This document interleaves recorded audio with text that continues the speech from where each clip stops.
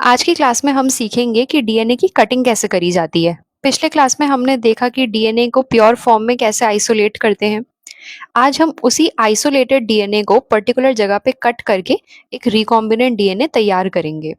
हमारा टारगेट है इस पर्पल वाले जीन को इस ग्रीन डीएनए के अंदर इंसर्ट करने का, ताकि एक रिकॉम्बिनेंट डीएनए तैयार हो सके। तो सबसे पहले इस पर्पल डीएनए को इस ब्लू वाले डीएनए से कट करना होगा, और अगर हमें इसे इसके अंदर घुसाना है तो इस ग्रीन वाले को भी तो कहीं से कट करना होगा ना। अगर ये इसी तरह से गोल होगा, अगर ये इसी तरह से अपना मुंह बंद करके बैठा होगा, तो ये पर्पल वाला जीन इसके अंदर नहीं जा सकता। तो अगर हमें इसको इसके अंदर घुसाना है तो इसका मुंह खुलवाना पड़ेगा। तो देखो क्या होता है। सबसे पहली बात आती है, इस पर्पल वाले जीन के टुकड़े को इस ब्लू वाले डीएनए से अलग करना है। तो इसके लिए हम यूज करेंगे मॉलिक्यूलर सिजर्स। हम अपना कैंची चलाएंगे, और मॉलिक्यूलर सिजर्स होते हैं रेस्ट्रिक्शन एंजाइम्स। अब क्योंकि हम डीएनए को अंदर से कट कर रहे हैं, तो हम यूज करेंगे एंडोन्यूक्लियस। अगर आपने फर्स्ट और सेकंड लेक्चर देखी होगी तो आपको पता होगा कि रेस्ट्रिक्शन एंजाइम्स दो टाइप के होते हैं। एक होते हैं एंडोन्यूक्लियस, जो डीएनए को अंदर से कट कर रहे हैं। एंडो मतलब ही अंदर, तो अगर वो डीएनए को अंदर से कट कर रहे हैं तो उसे हम बोलेंगे एंडोन्यूक्लियस। और दूसरे टाइप ऑफ रेस्ट्रिक्शन एंजाइम्स होते हैं एक्सोन्यूक्लियस। एक्सो यानी कि वो जो बाहर से कट करे। तो यहाँ पर हमें डीएनए को अंदर से कट करना है। प्लाज्मिड क्या होता है? प्लाज्मिड भी तो डीएनए ही है। तो अगर हमें डीएनए को अंदर से कट करना है, हम यूज करेंगे एंडोन्यूक्लियस। तो जो भी एंजाइम हमें यूज करना है, जो भी रेस्ट्रिक्शन एंजाइम हमें यूज करना है, उसे यूज करके हम एक कट यहाँ लगाएंगे और एक कट यहाँ लगाएंगे। जैसे ही इन दोनों जगह पर कट लगेगा, ये पर्पल वाला टुकड़ा इस ब्लू वाले से अलग हो जाएगा। और ये फर्स्ट स्टेप हमारा हुआ पूरा, कि ये जो पर्पल वाला जीन का टुकड़ा है ये कट के अलग हो गया। अब पिछले दिन हमने इस ग्रीन वाले प्लाज्मिड को, यानी कि इस ग्रीन वाले डीएनए को आइसोलेट किया था। अब बारी है इस ग्रीन वाले डीएनए को कट करने की, ताकि ये पर्पल वाला टुकड़ा इसके अंदर घुस सके। तो जिस एंजाइम को यूज करके हमने इस जीन को कट किया, इस पर्पल वाले को, उसी सेम रेस्ट्रिक्शन एंजाइम को यूज करके हम प्लाज्मिड डीएनए पर भी कट लगाएंगे। और ये सेम रेस्ट्रिक्शन एंजाइम यूज करना इसलिए जरूरी है ताकि जब इनको हम आपस में चिपकाएं तो ये ज्यादा हेजिटेट ना करें या आपस में ज्यादा प्रॉब्लम ना खड़े करें। तो अगर हम चाहते हैं कि ये जीन और ये जीन आपस में कंबाइन होकर के एक रिकॉम्बिनेंट डीएनए बनाएं, तो ये जरूरी है कि जिस एंजाइम से हम इसको कट कर रहे हैं, उसी एंजाइम से हम इसे भी कट करें। तो जैसे ही हम इस पर कट लगाएंगे, इसका मुंह खुल जाएगा। अब इसका मुंह खुल जाएगा तो इसको सिग्नल मिलेगा कि ये अंदर जा सकता है। लेकिन ये ऐसे ही नहीं चिपक सकता। इसको चाहिए एक गोंद, इसको चाहिए एक ग्लू, इसको चाहिए फेविकॉल। और वो फेविकॉल है लाइगेज एंजाइम। लाइगेज एंजाइम क्या करेगा? लाइगेज एंजाइम लाइगेशन कराएगा, और क्या कराएगा? तो जैसे ही हम लाइगेज डालेंगे, ये पर्पल वाला टुकड़ा इस ग्रीन वाले टुकड़े के साथ जाकर के जुड़ जाएगा और रिकॉम्बिनेंट डीएनए बन करके तैयार हो जाएगा। लेकिन इतनी हवाबाजी करने के पहले ये जरूरी है कि हम हर स्टेप पे इंश्योर करें कि ये कटिंग हुई है या नहीं, ये चिपके हैं या नहीं आपस में। वरना देखा गया हम ऐसे ही ख्याली पुलाव बना रहे हैं कि रिकॉम्बिनेंट डीएनए बन गया और हमने बेकार में इसकी क्लोनिंग कर दी, और क्लोन करके देख रहे हैं कि कुछ आया ही नहीं, जीन प्रोडक्ट तो बन ही नहीं रहा है। तो हमारा पूरा एक्सपेरिमेंट फेल हो जाएगा। तो हम चाहते हैं कि हम इंश्योर करते हुए चले, हम चेक करते हुए चले कि हर स्टेप में हमारा पहली बात तो जीन कट हुआ है या नहीं, या वो चिपका है या नहीं। तो इसके लिए हम यूज करते हैं एगरोस जेल इलेक्ट्रोफोरेसिस।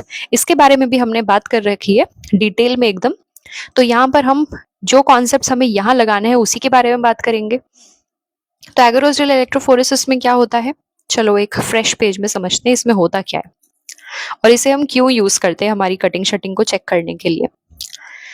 तो एगरोस जेल इलेक्ट्रोफोरेसिस का कॉन्सेप्ट क्या होता है? हम यहाँ पर जो मैट्रिक्स होता है, मैट्रिक्स यानी कि जिस चीज से ये जेल बना होता है, ये जो आप ग्रे वाला रीजन देख रहे हैं, this is made of agarose. ये एगरोस को हम पहले मिक्स करते हैं, उसको गर्म करके फिर उसे ठंडा करते हैं। जैसे ही वो ठंडा होता है वो एक जेल के फॉर्म में आ जाता है। अब इस एगरोस जेल की कंसंट्रेशन पर डिपेंड करता है कि कितने फ्रैगमेंट ऑफ डीएनए का साइज उसमें से क्रॉस करेगा। सबसे पहली बात जो चीज आपको ध्यान रखनी है वो ये है कि डीएनए कौन से तरफ से कौन से तरफ मूव करेगा। अब देखो, जो डीएनए है उस पे कैसा चार्ज होता है? नेगेटिव। नेगेटिव चार्ज क्यों होता है? डीएनए किस किस चीज से बना होता है? डीएनए बना होता है 3 चीजों से मिलकर के। एक होता है नाइट्रोजनस बेस, एक होता है राइबोज शुगर, और एक होता है फॉस्फेट ग्रुप। अब ये जो फॉस्फेट ग्रुप होता है ना, इसी की वजह से डीएनए पर एक नेगेटिव चार्ज आता है। अब क्योंकि डीएनए नेगेटिव है, हमें एक और कॉन्सेप्ट पता है, ऑपोजिट्स अट्रैक्ट। हमेशा opposites attract. Like dissolves like, यानी कि फ्रेंडशिप करते वक्त तो हमें हमारे जैसा ही चाहिए, लेकिन अट्रैक्शन के केस में क्या हो गया? Opposites attract. तो डीएनए कौन सी तरफ मूव करेगा? डीएनए अगर नेगेटिव है तो वो मूव करेगा towards the positive electrode, right? DNA कहाँ मूव करेगा? टुवर्ड्स द पॉजिटिव इलेक्ट्रोड, यानी कि towards anode. Anode is the positive electrode. Anode क्यों है? ये कंफ्यूज मत होना कि एनायंस तो नेगेटिव होते हैं तो एनोड कहाँ से पॉजिटिव हो गया। एनायंस मूव करते हैं एनोड की तरफ, और एनोड होता है पॉजिटिव इलेक्ट्रोड। तो डीएनए मूव करेगा टुवर्ड्स द एनोड, यानी कि जो भी हमारा जेल है, इसी फिगर पे देखो, ये है हमारा जेल। इसमें डीएनए का डायरेक्शन क्या होगा? यहां से यहां तक। ये वाला है कैथोड, यहां पर है एनोड, जो गलत दिखाया मैंने, यहां पर होगा कैथोड, ये होगा anode. Anode is the positive electrode, तो ये यहां से यहां मूव करेगा। अब एक और कॉन्सेप्ट क्या समझना है कि जितना छोटा फ्रैगमेंट होगा, smaller the fragment, smaller the fragment of DNA, वो उतना ज्यादा मूव करेगा। Smaller the fragment, farthest it will move, यानी कि जितना छोटा डीएनए का फ्रैगमेंट वो उतना दूर तक जाएगा। तो यहां पर देखो, ये वाला डीएनए कितना मोटा बैंड है इसका, इसकी तो कटिंग ही नहीं हुई है, ये तो इतना मोटा है कि ये यहीं पर रुक गया है। और यहाँ पर जो बैंड्स आए हैं इनको देखो, ये कितने पतले पतले बैंड्स हैं और ये कितने छोटे हैं। तो ये जितने छोटे और पतले हैं ये इतना दूर मूव करेंगे। डिस्टेंस देखो, तुमने सैंपल यहाँ पे चढ़ाया था, यहाँ पर लोड किया था, यहाँ से मूवमेंट शुरू हुआ था और ये इधर तक आ गए हैं। तो जो जितना दूर जाएगा वो उतना स्मॉलेस्ट होगा। ये स्मॉलेस्ट डीएनए फ्रेगमेंट्स हैं, और ये जो मोटी चमड़ी यहीं पर रह गए हैं ये होते हैं लार्जेस्ट। तो जितना बड़ा साइज वो उतना ही पीछे रह जाएगा, और जितना स्मॉलर डीएनए फ्रैगमेंट वो उतना दूर जाएगा। क्योंकि एगरोज जो हम यूज करते हैं ना इस जेल में, वो मैट्रिक्स क्रिएट करता है। अब उस मैट्रिक्स का पोर साइज डिटरमाइन होता है उसके कंसंट्रेशन से। जब हम एगरोज जेल बनाते हैं तो उसका जो पोर साइज है वो डिटरमाइन होता है उसके कंसंट्रेशन से। जितना ज्यादा कंसंट्रेशन होगा पोर साइज उतना छोटा होगा, और जितना छोटा पोर साइज होगा जो मोटे वाले फ्रैगमेंट्स हैं या जो बड़े वाले फ्रैगमेंट्स हैं उनको ट्रैवल करने में उतना ही प्रॉब्लम होगा। तो ये वाला कॉन्सेप्ट आपको समझ में आया। अब देखो इसे यूज कैसे करना, हम चेक कैसे करेंगे कि डीएनए की कटिंग हुई है या नहीं ठीक से, वो हम इससे कैसे पता लगाएंगे। तो ये देखो, अब मान लेते हैं कि यहाँ पर हमने ये जो अनडाइजेस्टेड बैंड है इसका लेंथ है सपोज 5 kb, ठीक है, और हमने जिस एंजाइम से इसको कट किया है वो इसे 2 पार्ट्स में डिवाइड करता है। तो क्या कहा मैंने, ये है हमारा total intact DNA which is of 5 kb। जब हमने इसे कट करवाया रेस्ट्रिक्शन एंजाइम से यूज करके, तो हमें यहाँ पर 2 फ्रैगमेंट्स मिलेंगे। एक मिलेगा 2 kb का और एक मिलेगा 3 kb का। तो हमें ये सब दिख तो नहीं रहा है कुछ भी कि इनकी कटिंग हुई है या नहीं, हम तो बस तुक्का ही मान के चल रहे हैं कि कटिंग हो गई है, और उसी को चेक करने के लिए हम ये एगरोस जेल इलेक्ट्रोफोरेसिस कर रहे हैं। तो होगा क्या, अगर कटिंग हुई होगी तो एगरोस जेल इलेक्ट्रोफोरेसिस रन करने के बाद हमें ऐसे 2 फ्रैगमेंट्स देखने को मिलेंगे। और अगर ये 2 फ्रैगमेंट्स हमें नहीं मिलते हैं और सिर्फ ये वाला मिलता है, यानी कि डीएनए की कटिंग नहीं हुई है, यानी कि वो अनडाइजेस्टेड है। अनडाइजेस्टेड मतलब कि इसको तोड़ा नहीं गया है, ये टूटा ही नहीं है। अगर हमें इसी साइज का, क्योंकि हमने इंटैक्ट वाला कितना लिया था 5 kb, जो फर्स्ट वाला लेन होता है यहाँ पर, यहाँ हम डालते हैं मार्कर जो हमें बताता है कि जो बैंड्स हमें मिले हैं उनका साइज क्या है। तो यहाँ से हम चेक करेंगे हमने देखा कि ये वाला जो है ये 5 केबी का आ गया, यानी कि कटिंग हुई नहीं है। लेकिन अगर हमें एक बैंड यहाँ मिल रहा है और एक बैंड यहाँ मिल रहा है, अब खुद सोच के बताओ, जो छोटा वाला फ्रैगमेंट है वो सबसे ज्यादा दूर मूव करेगा। तो ये वाला सबसे दूर मूव किया है, यानी कि इसका लेंथ कितना होना चाहिए? ये होना चाहिए 2 केबी वाला और ये होना चाहिए 3 केबी वाला। अगर हमें ऐसे दो बैंड्स देखने को मिलते हैं, यानी कि यहाँ पर कटिंग हो चुकी है, तो इस तरह से हम चेक कर सकते हैं कि डाइजेशन हुआ है या नहीं। अब सेकंड एग्जाम्पल मान लेते हैं कि हमने जिन दो फ्रैगमेंट्स को जोड़ा था, उनको जोड़ने के बाद मान लो हमने एक जोड़ा इस 2 केबी को, और जो प्लाज्मिड था हमारा वो मान लेते हैं कि वो भी 2 केबी का था। तो जब हम दो 2 केबी बैंड्स को आपस में जोड़ेंगे, एक 2 केबी बैंड ये रहा, ये रहा 2 केबी बैंड, और एक ये रहा 2 केबी बैंड। जब हम इनको आपस में जोड़ेंगे तो हमें एक 4 केबी का बैंड मिलना चाहिए, एक 2 केबी, दूसरा 2 केबी। तो हमें क्या मिलना चाहिए? यहाँ पे 4 केबी का मिलना चाहिए। आपको समझ में आ रहा है मैं क्या बोल रही हूँ? ये जो हमने यहाँ पर लिया ना, एक जीन ये और एक जीन ये, तो मान लेते हैं कि ये जो जीन है ये भी 2 केबी का है और ये ग्रीन वाला भी 2 केबी का है।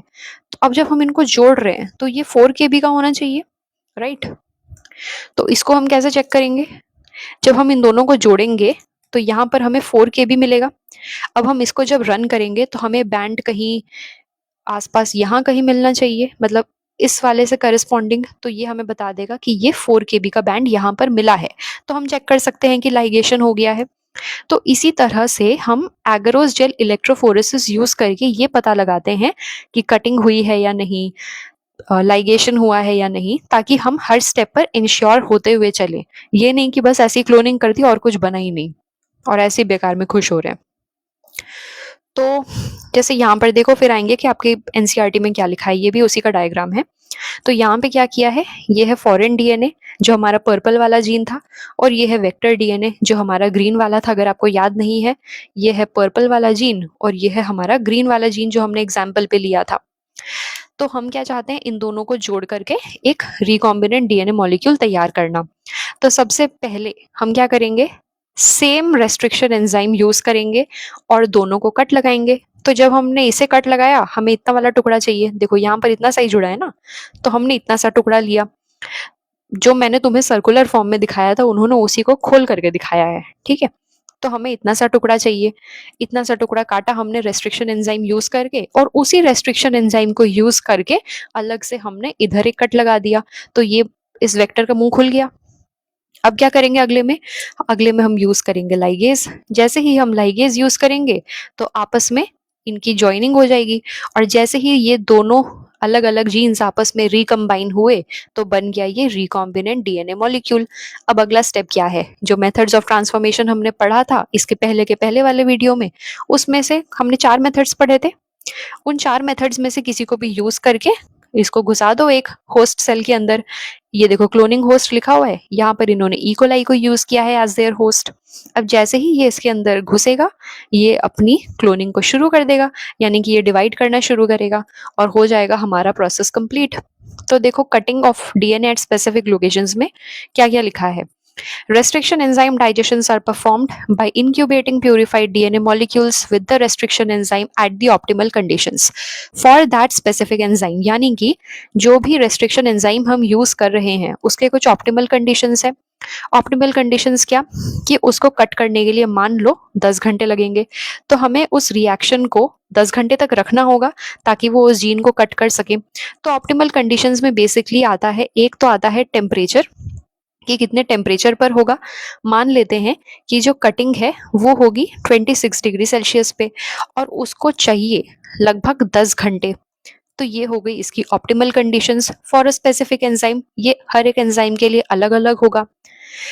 Agarose gel electrophoresis is employed to check the progression of a restriction enzyme digestion। जो अभी हम देख करके आए कि अगर हमें सेपरेट बैंड्स, जितना भी लेंथ का हमें पता था कि हमने जितना 5 केबी लिया, हमें पता था कि जो एंजाइम हमने यूज किया है उसके बाद हमें एक 2 केबी का मिलेगा और एक 3 केबी का मिलेगा। अगर हमें बैंड मिल जाते हैं इस टाइम पर, इस जगह पर, तो हम मान लेंगे कि हो चुका है डाइजेशन, नहीं तो हम दोबारा से करेंगे। लेकिन चेक हम किससे करेंगे? एगरोस जेल इलेक्ट्रोफोरेसिस से ही चेक करेंगे। DNA is a negatively charged molecule। Due to the presence of phosphate group. हमने अभी बात करी फॉस्फेट ग्रुप की वजह से डीएनए पे नेगेटिव चार्ज आता है। Hence it moves towards the positive electrode anode. The process is repeated with the vector DNA also. यानी कि ये वाला चीज, सबसे पहले तुम फॉरेन डीएनए कट करोगे, फिर वेक्टर डीएनए कट करोगे, इसको अलग से चेक करोगे, इसको अलग से चेक करोगे। ये नहीं कि दोनों को सेम जेल पर ही रन करवा दिया, ऐसा नहीं करना है। इसके लिए अलग जेल बनाएंगे, इसके लिए अलग जेल बनाएंगे, इस पे हमें अलग अलग फ्रेगमेंट्स मिलेंगे, इसमें भी हमें मिलेंगे। तो उससे हम चेक करेंगे कि डाइजेशन हुआ है या नहीं। एक बार हो गया, ज्वाइनिंग होगी डीएनए की। After having cut the source DNA as well as the vector DNA with a specific restriction enzyme, यानी कि same set of restriction enzymes he use करेंगे हम। इसे आप याद रखेंगे, इसमें आपका क्वेश्चन भी आया था एक बार। स्पेसिफिक रेस्ट्रिक्शन एंजाइम से एक बार कट करने के बाद the cut out gene of interest, यानी कि जो पर्पल वाला जीन था from the source DNA, blue वाला DNA, and the cut vector with the space, यानी कि वेक्टर कौन सा था हमारा, ग्रीन वाला DNA, are mixed and ligase is added. Ligase क्या करेगा, चिपकाने का काम करेगा। लाइगेज चिपकाने का काम करेगा, यानी कि उन लोग को आपस में लाइगेट करवाएगा। और जैसे ही वो लाइगेट होंगे, this results in the preparation of recombinant DNA. बस हो गया हमारा रिकॉम्बिनेंट डीएनए मॉलिक्यूल तैयार। अब इसके आगे का अगले दिन पढ़ेंगे। उसके पहले एक जरूरी बात, क्योंकि अभी आपके प्री बोर्ड्स चल रहे हैं और प्री बोर्ड्स नवंबर से लेकर जब तक आपके बोर्ड्स नहीं हो जाते तब तक चलते रहेंगे। तो अगर आपको कोई भी टॉपिक किसी भी चैप्टर का समझ में नहीं आ रहा है, या फिर आप उसे मुझसे समझना चाहते हैं, तो आप मुझे कमेंट करके बता सकते हैं। आपके चॉइस ऑफ टॉपिक को प्रायोरिटी मिलेगी और उसी टॉपिक पर वीडियो बना के आपको थोड़ी देर में दे दिया जाएगा। इतना ही बताना था मुझे। उम्मीद करती हूँ कि आपको आज की क्लास समझ में आई होगी। अगर आपको समझ में आया तो प्लीज़ लाइक कर देना और मिलते हैं अगले वीडियो में। बाय।